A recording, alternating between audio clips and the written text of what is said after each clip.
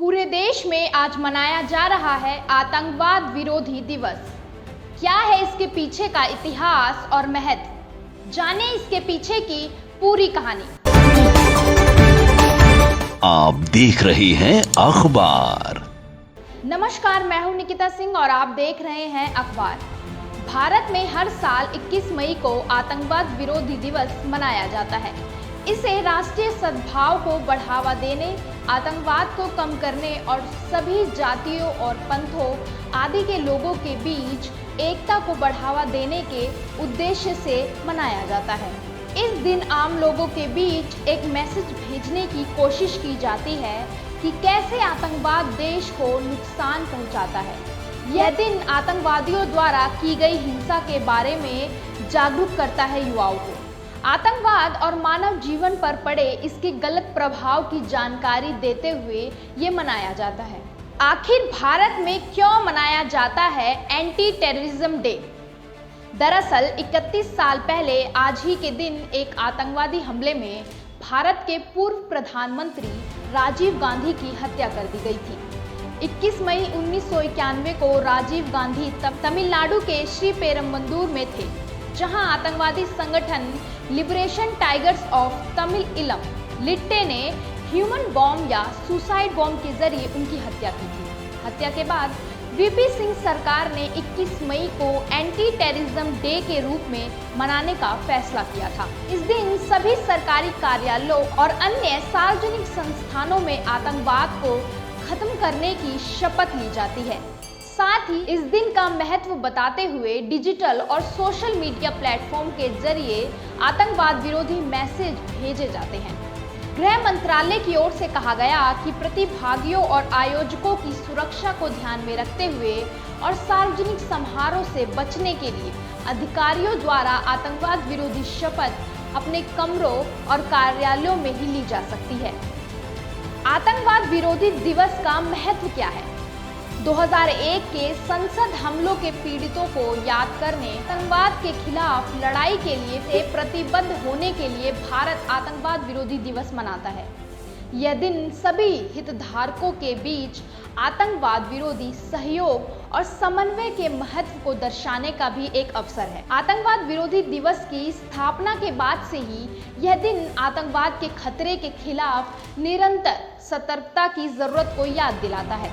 हाल के वर्षों में भारत ने अपने आतंकवाद विरोधी प्रयासों को खासी गति दी है, लेकिन आतंकवाद का खतरा निरंतर बना हुआ है।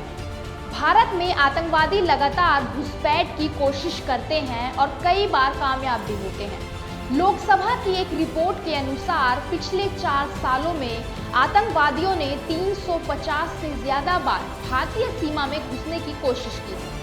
साल 2018 में 143 बार, 2019 में 138 बार, 2020 में 99 बार और साल 2021 में 77 बार भारत में घुसपैठ करने की कोशिश की थी। अगर बात हो रही है आतंकवाद की, चर्चा उन वीर जवानों की भी होनी चाहिए जिन्होंने आतंकवाद की कमर तोड़ने में कोई कसर नहीं छोड़ी और देश के लिए अपने प्राण न्यौछावर कर दिए।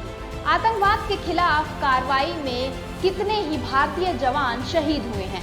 आतंकवाद के खिलाफ कार्रवाई में कितने ही भारतीय जवान शहीद हुए हैं? आज हर कोई अपने अपने अंदाज में वीर शहीदों को श्रद्धांजलि दे रहा है। मां भारती के इन महान सपूतों का बलिदान देश की हर पीढ़ी के लिए प्रेरणा स्रोत बना रहेगा।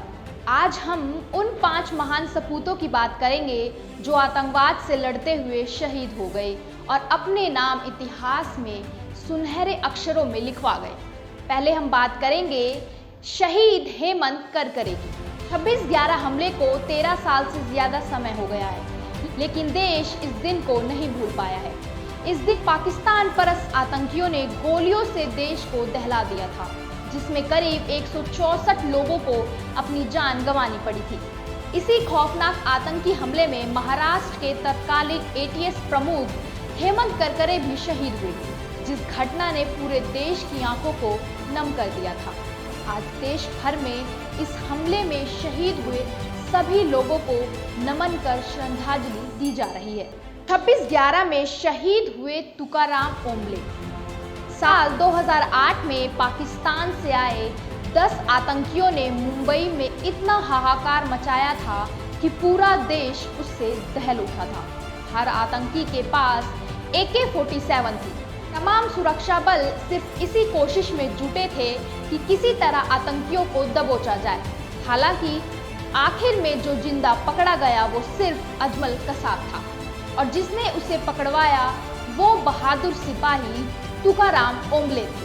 बलिदानी तुकाराम ओम्बले की बहादुरी के कारण आज उन्हें इस दिन बड़े बड़े अधिकारी नमन करते हैं। जिस स्थान पर कसाब पकड़ा गया था वहां अब उस अमर बलिदानी की मूर्ति लगाई गई है और उनको मरणोपरांत अशोक चक्र से भी सम्मानित किया जा चुका है।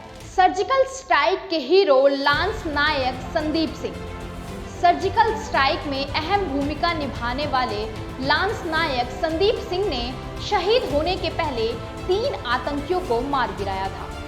कुपवाड़ा के तंगधार में रविवार को कुछ आतंकियों ने घुसपैठ की कोशिश की, जिसके बाद हुई मुठभेड़ में सेना ने 24 घंटे में 5 आतंकी मार गिराए थे। इस दौरान एक गोली संदीप सिंह के सिर में भी लगी थी। उन्हें हॉस्पिटल ले जाया गया जहां उन्होंने आखिरी सांस ली। बताया जा रहा था कि उन्होंने अपनी टीम को बचाने के लिए अपनी जान गंवा दी। अब बात करेंगे शहीद मेजर विभूति शंकर ढोंडियाल की। शहीद मेजर विभूति शंकर ढोंडियाल ने बचपन से ही सेना में जाने का सपना देख लिया था। वह कई बार असफल हुए लेकिन राह नहीं छोड़ी। विभूति ढोंडियाल ने पुलवामा हमले के दौरान 5 आतंकवादियों को मौत के घाट उतारा था, लेकिन उन्होंने देश के लिए अपना सर्वोच्च बलिदान दे दिया था। कि इसी जुनून, देशभक्ति और सर्वोच्च बलिदान को देखते हुए मरणोपरांत शौर्य चक्र से सम्मानित किया गया है। उनके बाद अब उनकी पत्नी भी इसी राह पर चल पड़ी हैं। अब बात करेंगे मेजर अनुज सूद की। 21 राष्ट्रीय राइफल के मेजर अनुज सूद भी मई 2020 में जम्मू कश्मीर के हंदवाड़ा में आतंकवादियों के खिलाफ जंग में चल बसे थे। उन्हें मरणोपरांत बीते साल 26 जनवरी को शौर्य चक्र दिया गया। पिछले साल मई की शुरुआत में हरियाणा के पंचकुला से यह तस्वीर आई थी जब मेजर सूद का पार्थिव शरीर उनके घर पहुंचा था। आकृति ताबूत से लिपटे बसरोए जा रही थी।